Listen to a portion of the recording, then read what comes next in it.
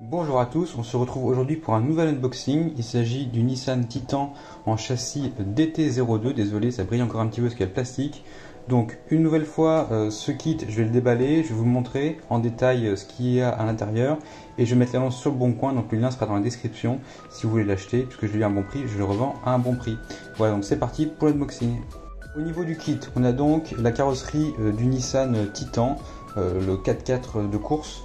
Donc c'est un châssis DT02 qui est un buggy en fait 2 roues motrices comme on peut le voir ici. Pour ceux qui me suivent depuis un petit peu longtemps, j'avais le DT03, donc le châssis suivant qui était vraiment sympa, très solide en 4x2, donc 2 roues motrices à l'arrière. Sur l'avant ici on a les amortisseurs avec de l'huile, c'est quand même plutôt important, pareil à l'arrière. C'est mieux que les amortisseurs à friction simple qu'on peut voir notamment par exemple sur le TT01. Là ce sont des bons amortisseurs. On a la batterie qui est au centre, donc répartition des masses qui devrait être plutôt correcte. Je ne sais pas si ma batterie hardcase va rentrer, mais on verra. Normalement la transmission à l'arrière c'est la même que le DT03. Moi je mettrai évidemment un moteur brushless si je monte ce châssis, s'il n'est pas vendu sur le bon coin. Voilà, des pneus plutôt standards avec des petits picots. Ici on a le nécessaire qui n'est pas inclus dans le kit, donc la radio, le cerveau, la batterie, le chargeur, le récepteur et les batteries pour la radio évidemment.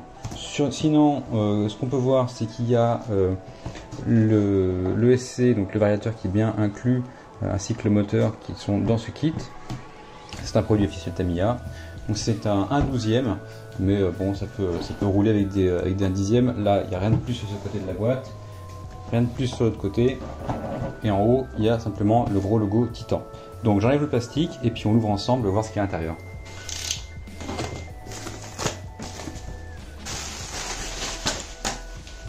Voilà donc le plastique retiré, il est temps d'ouvrir la bête. Alors on commence du coup par un variateur que je ne connais pas, TU104BK je crois, on verra peut-être ça dans le notice, donc c'est pas le TBLE02S, je ne sais pas si celui-ci est compatible avec les LiPo, c'est visiblement un modèle plus ancien puisque le DT02 est quand même un châssis assez ancien. On a ici un sac avec tout ce qui est visserie, moteur, donc le moteur est ici un moteur standard 540. Ici on a le sauve-cerveau qu'on peut apercevoir, les pins pour la carrosserie, on a les morceaux des amortisseurs, donc voilà, qu'il faut remplir d'huile. Normalement évidemment l'huile est fournie dans les sachets Tamiya, l'huile est ici, donc là on a les sacs A, B, C, les ressorts des amortisseurs, les bouts de tringlerie ici voilà, les écrous pour les roues, voilà ce qu'on peut apercevoir, et de la visserie ici en quantité. Voilà. Ensuite on a donc la carrosserie qui va venir. Donc pour moi je trouve que c'est vraiment une belle carrosserie une fois qu'elle sera évidemment peinte et découpée. Donc on a donc un 4x4 plutôt convaincant, c'est des formes assez simplistes mais c'est plutôt convaincant. On peut voir qu'il est déjà percé, donc ce qui est facile pour les débutants comme ça. Une seule pine à l'arrière, 2 à l'avant. Par contre on peut déjà constater qu'il faudra évidemment faire une peinture biton pour ceux qui veulent respecter le modèle sur la boîte. Donc ici la partie arrière qui est en noir et le reste je pense en blanc.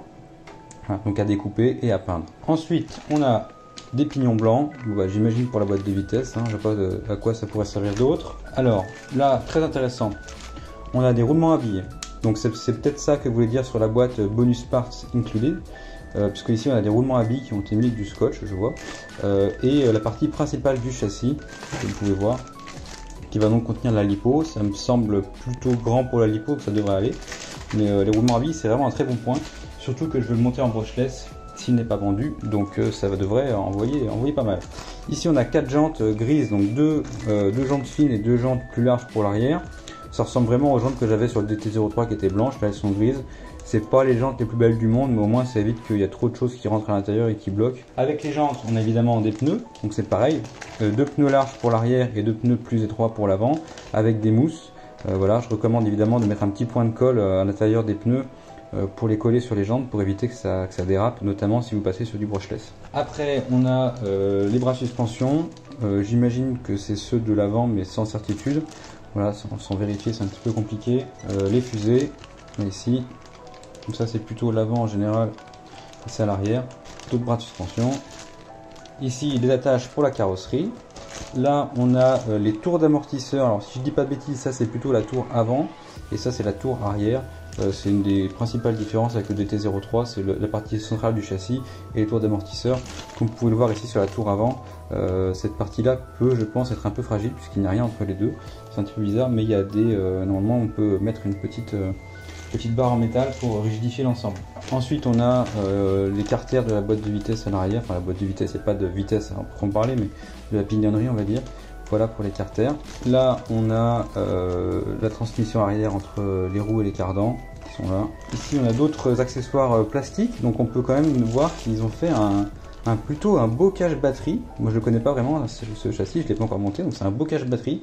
On peut voir écrit Tamiya. Je trouve que c'est plutôt une bonne touche plutôt qu'un truc gris. Enfin, plutôt qu'un truc noir vide ou plein. Là, c'est écrit Tamiya, c'est plutôt sympa. Puis ça allège un petit peu l'ensemble de faire ça percer. Et ça, c'est pour protéger, je pense, à l'avant, sous le châssis. On passe ensuite à la paperasse, donc un papier de garantie que je vous épargne, la petite baguette pour l'antenne que personne n'utilise, le manuel du DT02 avec la carrosserie. Voilà, donc on commence par les différentiels, le moteur sur l'arrière de la boîte, les amortisseurs, tours d'amortisseurs, on met ça sur le châssis principal. Et puis en route Simone, hein. Les roues à la fin évidemment, la partie la plus intéressante c'est qu'on arrive à la fin. Ici on voit que la carrosserie, le manuel de carrosserie est inclus. En ce moment c'est plutôt séparé chez Tamiya, mais là c'est inclus. Donc comme vous pouvez le voir, il faut faire une partie en blanc, une partie en noir et potentiellement une partie en gris, puisqu'il faut du PS1, du PS5 et du PS12. Alors je pense que si c'est moi qui le monte, je me limiterai à 2 couleurs, parce que je vais pas acheter 3 bombes de peinture juste pour cette carrosserie, même si j'ai du blanc. Et puis ensuite voilà le résultat final, donc un petit peu de pose de sticker, mais ça devrait rester plutôt raisonnable, ils n'ont pas l'air trop compliqués. Le plus pénible étant de faire la peinture avec plusieurs couleurs. Et enfin des conseils de pilotage et la liste complète des pièces si besoin. Pour finir, on s'arrête sur les stickers. Voilà, ils sont pas extrêmement nombreux, donc on a la calandre à l'avant, le pare-brise qui est du coup pas transparent, l'arrière les ventilateurs simulés, les côtés les vitres. Et puis voilà, après du Tamiya Racing, du Nissan, le plus compliqué. En général, les stickers, plus ils sont grands, plus ils sont compliqués. Là, ça reste raisonnable. Il faudra quand même plutôt les aligner correctement pour ceux-là, notamment. Mais ça devrait pas être très compliqué. Voilà donc cet unboxing du DT02 Tamiya en version Nissan Titan terminé. Moi, comme je vous l'ai dit, je mets l'annonce sur le bon coin avec le lien dans la description. Tant que le lien est là, c'est qu'il est en vente. Et puis s'il n'est pas vendu, eh ben, je le montrerai parce que pour l'été, un petit buggy sympa comme ça pour aller dans les graviers, c'est vraiment super. Voilà. Donc n'oubliez pas de vous abonner. Et puis je vous dis à bientôt pour d'autres vidéos potentiellement en action de ce Tamiya DT02.